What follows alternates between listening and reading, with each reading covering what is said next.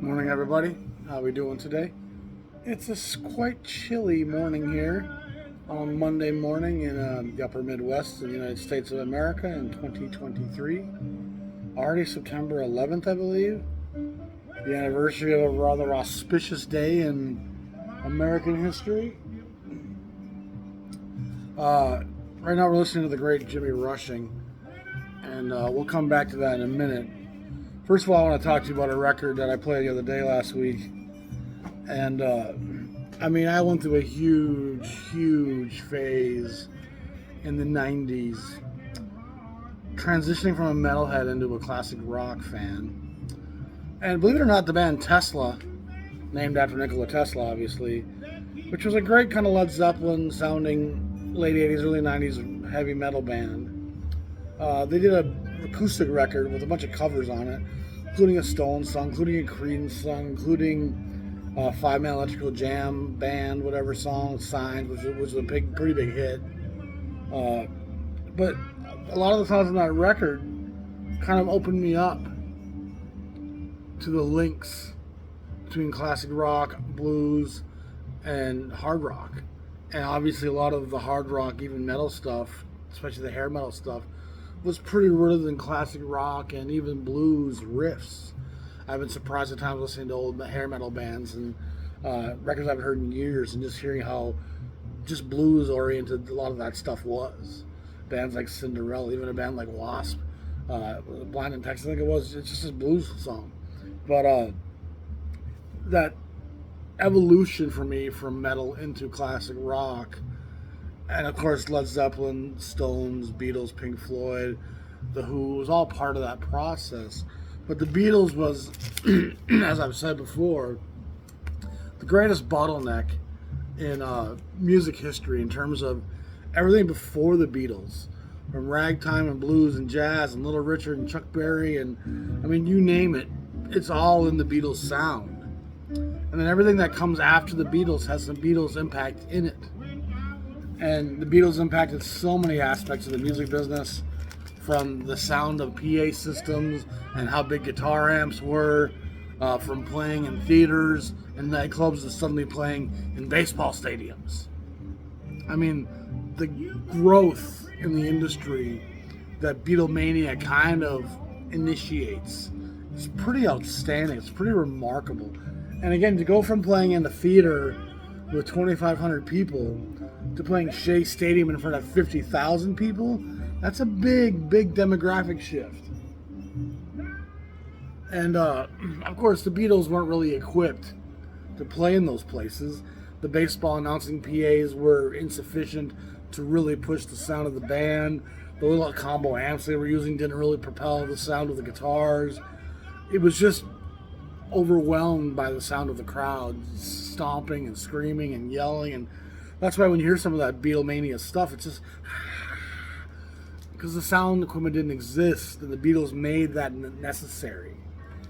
But when they stopped touring in '65, if I remember, it really kind of opens up the door to a whole Pandora's box of new things. And it was an exciting time in music.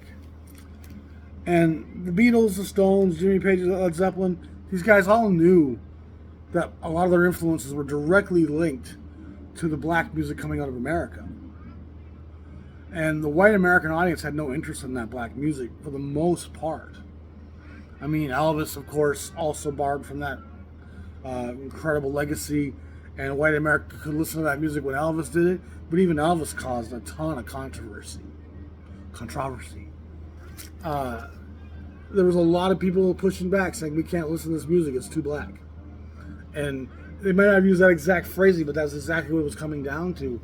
And it had kind of a sexuality and a pulse to it. And Elvis, we don't think of Elvis as being very risque today.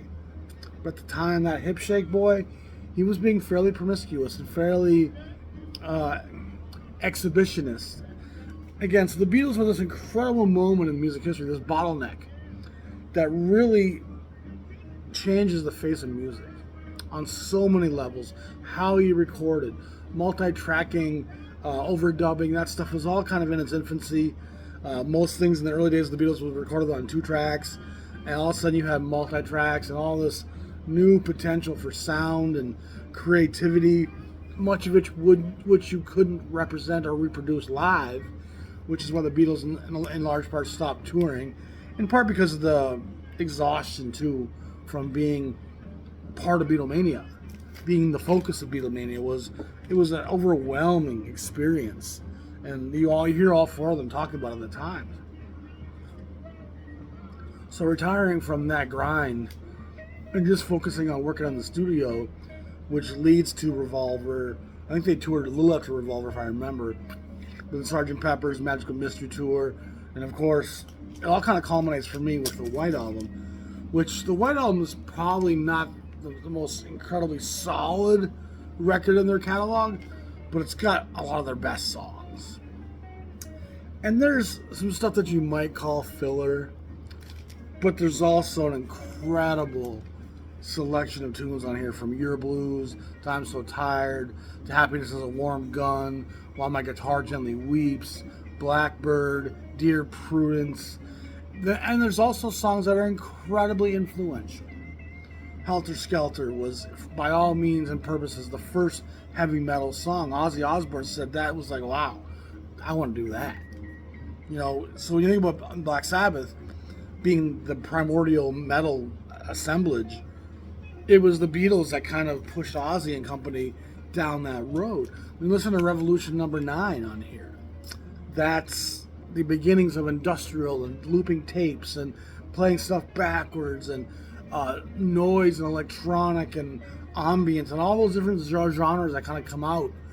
Revolution 9 is a precursor to all of that. You could say Tomorrow Never Knows from Revolver, not this, is one of the first real drum and bass electronic EDM songs with that looping drum beat that's kind of hypnotic and a lot of the backwards guitars. And again, it's not something you can really reproduce live. It was an incredible song, by the way, Tomorrow Never Knows. The song Revolution itself, which it's not the electric version, it's the more kind of laid back, you say you want a revolution. The cultural and social dynamics that were being revealed, Dylan's impact on everything, including the Beatles, brings the social consciousness to the fore. And like I said, there's probably some tunes that you could live without. Rocky Raccoon's fun, and it's here and there. Honey Pie, do you really need to have Honey Pie on there? Maybe. Honey Pie. I mean, there's some, why don't we do it in the road? There's some weird stuff on here. But it all kind of, even a lot of that stuff is a precursor to groups like Primus and just weird alternative stuff that the Beatles really kind of were the Pandora's box and changed and pushed the envelope in so many ways. And I think what the White Album is such a fantastic culmination of all that. I have 2 copies of this. This is, of course, a numbered early version with the poster and the 4 photos. And I enjoyed listening to this the other day. I have it double sealed because it's got all that art in there. But, I can't really say enough about it. And coming back to it, having not played it in a while, and you never go too long without hearing the Beatles. It's kind of omnipresent in a way. Sadly, a lot of what you hear about the Beatles nowadays is commercials using their songs, licensing them, but not even having the Beatles version. They'll have somebody else play it because it costs less. But George, Paul, John, and Ringo really kind of hit a home run. 67, 68, 66. And of course, Abbey Road and Let It Be are also fantastic records. Abbey Road is one of the most fun listens, and it's kind of the quintessential British feel to it. There's just things on there that just doesn't feel like you can make some of that in America. Whereas this feels a bit more universal in its appeal. But, what a fantastic record. We're going to jump into some jazz stuff here. It's not really a 6-pack. This is just stuff I've listened to in the last few days. This is Jimmy Rushing, the great blues shouter, Mr. 5x5, 5 foot tall, 5 foot around. He was no slender man. This is some stuff he does for the Vanguard label. And these were initially separate LPs, and some of this even was 10-inch material if I remember. And then it comes on this deluxe gatefold 2 LP package probably in 71. That's the year 70, 71 is when so much of this, let's say it's 74. But great stuff. And of course, he was legendary for his blues gospel shout, and also for singing with Count Basie in that orchestra for a long time. And to sing with Basie, that was a hard swinging group. You really had to be able to propel your voice and be heard and to stir an audience. And you got to stir an audience with that swing group and those horns throwing down. And Jimmy Rushing was just, I mean, he's a wonderful expression of the black experience that I find a dear part of my collection. I've loved his stuff for a long time. He actually has some stuff on Columbia showing you that he kind of ascended to a fairly popular level. I mean, he was never an everyday figure in American households, but Jimmy Rushing is a very important figure nonetheless. And if you see any Jimmy Rushing stuff, especially his Vanguard material, it's fantastic. And like I said, he's on a lot of Basie stuff, and he's well worth immersing yourself into. One of my favorite records of all time, a record I've spoken of many times, but again, I listened to it, I figured I'd give it a quick mention, was Ellington Coltrane. What a great juxtaposition between two of the giants in this art form. Ellington being the old lion with the real master class in composition and arrangement, knowing how to write and compose for different players.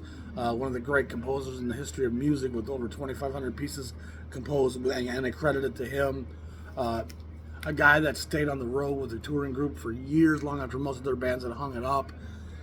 Just a gentleman, a debonair, suave character who carried himself with a real class and sophistication. And then you hear the young Coltrane, the young lion, who's kind of an ascending figure. This is 1962. It came out in 63. He's been at Impulse now for a couple years. He's already had some success, of course, with Miles Davis. He's had some success with My Favorite Things in 1960. He signs with Impulse. Impulse was expecting kind of more of the same. And his work at Impulse is very disparate. Some of it's very difficult, some of it's very accessible. This falls in the more accessible camp, of course, playing with the great Duke Ellington. And My Little Brown Book, I think it's called, and A Sentimental Mood. I mean, just forget about it. Yeah, My Little Brown Book and In a Sentimental Mood, those two songs both are just must-have tracks. The rest of the record's outstanding as well. And it's a great place to kind of bridge the gap between two generations in jazz and find an appreciation for the young, kind of aggressive Coltrane with his fiery delivery and his modern tonalities, with Ellington's kind of sophisticated compositions. And you can tell Coltrane has a great deal of reverence for the fantastic Duke Ellington. A piece I listened to on Saturday, Oscar Peterson. This is at the Stratford Shakespeare Festival. Guessing it'll be in London. Looks like it's with Herb Ellis and Ray Brown, and of course Oscar. And it's easy to dismiss Oscar Peterson as kind of an easy listening piano player, but you'd be mistaken to do so. Truly one of the greatest virtuosos in the history of the music. I mean, Art Tatum and Oscar Peterson are probably the two guys that just had a mastery of the 88s. And his delivery and his enunciation and his punctuation, it's all just the next level skill. There's very few that can equal Oscar Peterson. And does he back some saccharine sessions? Sure. But is he also one of the great modern players of this time and makes some fantastic hard swinging records? Boy, he sure does.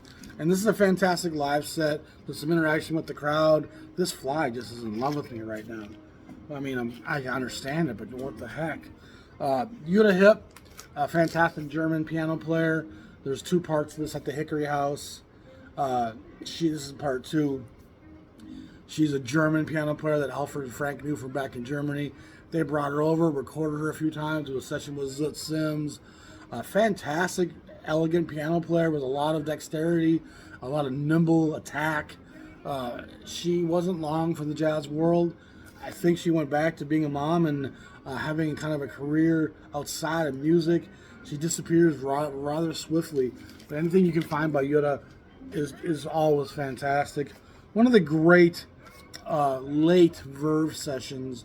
By the time you get to the 8600 series and the 8000 sequence, by the time you get into the 8600s, which is like 600-700 titles in, It's gotten fairly easy listening.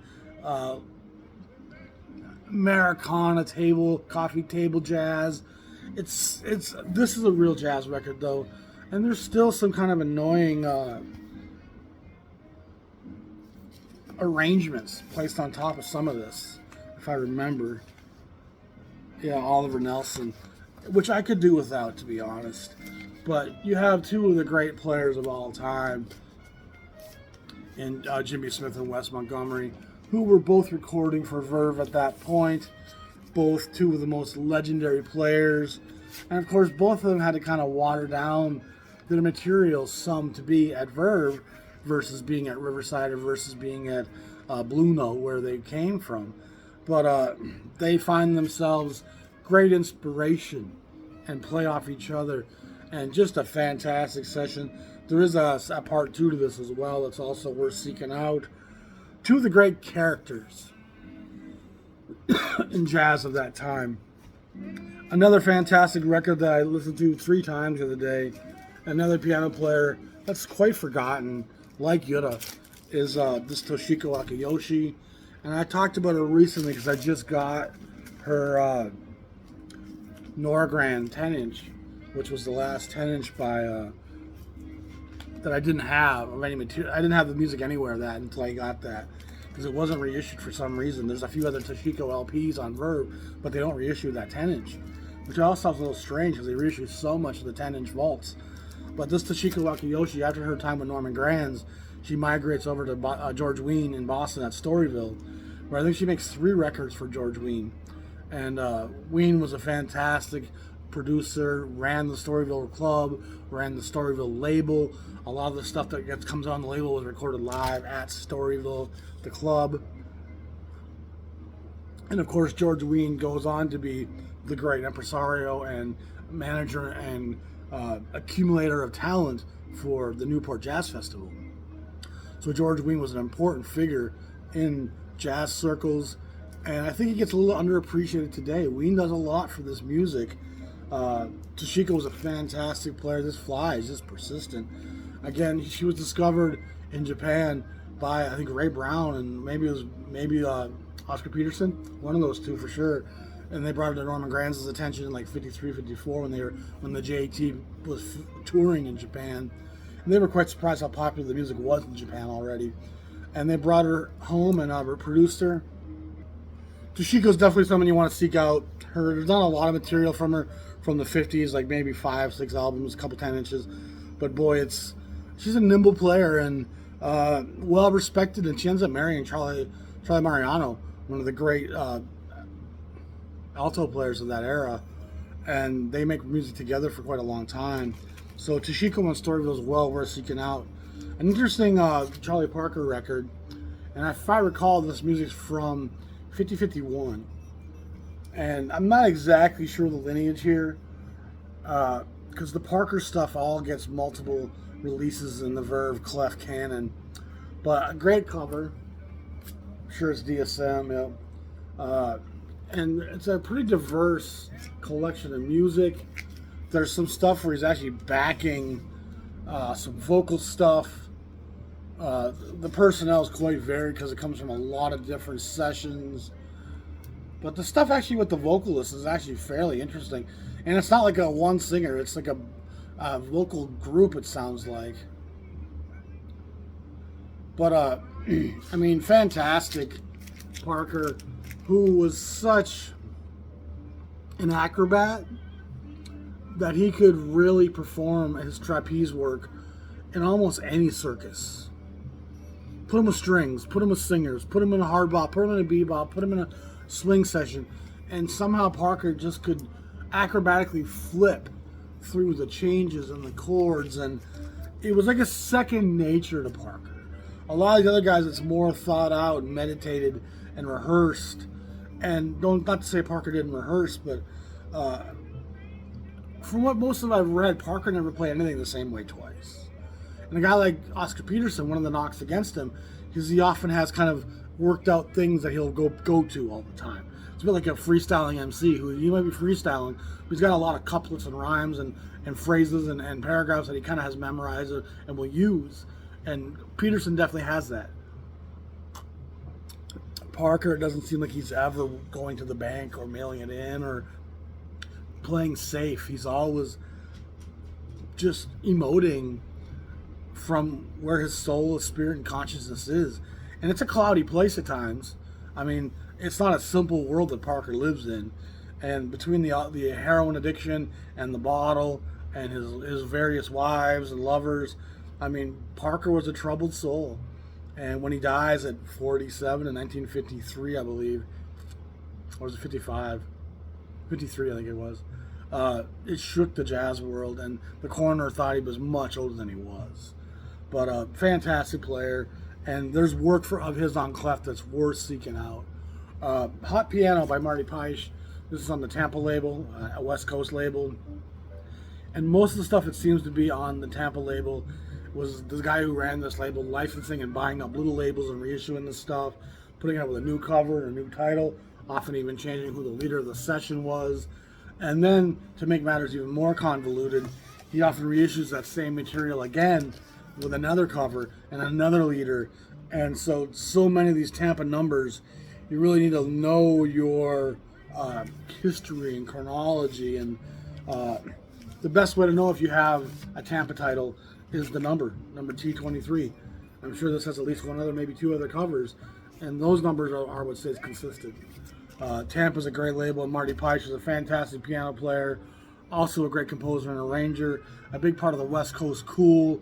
He delves into a lot of modern and even third stream stuff at times, but he was also very much a part of the cool stream. And let's see who's playing on this artwork photography.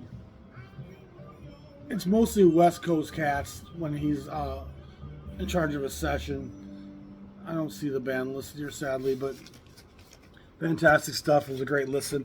And last but not least, the fantastic Buddy Collette, Jazz Loves Paris. Pretty tough record to come by, number 5002 in the specialty label sequence. And there's only 3 or 4 jazz titles in this label sequence. Cool cover. Got some Parisian scenes there. The Arc de Triomphe.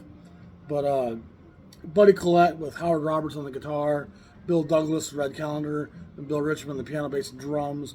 Frank Rosolino's playing the trombone, and the great Red Mitchell is playing trumpet. It's a great session. Very modern, very arranged and composed, but still feel a lot of swing and free moving parts. Collette's one of the real giants of this music that kind of gets forgotten today. He ends up, I've said this many times, but he ends up being one of the real breakthrough artists in the black community that gets into the Hollywood and television industry, making music in that field throughout the 70s and the 80s and the 90s. I mean, Collette was a real innovator and a real driving force, and got into doors that many black men would never have gotten into. And like I said, when I'm making my trading card series, one of the most interesting things I found was that most black jazz musicians did this for life. There's not a lot of examples of black jazz musicians who retired and went on to do something else. This is what they did. They played jazz music. And even when jazz fell out of favor, this is still what they did. And he's one of the few guys that kind of gets into other facets of the music industry and business. But many of the white cats from the 50s who were great players, made great records, and had big careers and made decent money at jazz. When jazz went on a favor, most of those guys ended up in the Vegas show bands, the Hollywood television, Capitol, big orchestras. I mean, most of these white cats, if they stayed in music at all, moved on to other parts of the music field. And very few of the white cats, aside from guys like Chet Baker and Jerry Mulligan, I mean, a few of them stuck with it for a long time. And a lot of them did. Charlie Mariano stays with jazz for a long time. But boy, there was a lot of them that transferred into other facets of the music industry. So anyway, just some fun stuff I've been listening to. I'm going to pull a new 6-pack today and try to listen to that and get through it. And we'll share about that with you later in this week. Hope you all are doing well. Appreciate you all. Stay safe. Autumn is on the way. And so we all need some autumn leaves in our life. And some New York, autumn in New York. I mean, I'm all about it. For me, it's usually autumn in Chicago, but I'll take that for now. Y'all be safe. Subscribe to the channel if you haven't. If you like good insight into jazz records and want to know stuff to buy, that's not just relying on the new releases and the stuff that everybody else also has. We try to dig deeper beneath the surface and find some cool stuff on this channel. Appreciate you all. If you want to support the channel, please go to my Patreon. Pledge a few dollars a month. It definitely helps. I've lost a few subscribers there recently, and I could use a few new people invigorating that stream of revenue. Money's been kind of tight in the cafe. It's been a little slow. Hopefully things start to pick up now that school is back in session. We'll see how things go. I'm still getting a lot of cool people driving from hours away to come see it. Just the regulars that I need here in this town aren't regular. I mean, there's some, but not enough. So keep me in your thoughts and prayers. Me and the wife are doing pretty good. We'll talk to you all soon. Peace.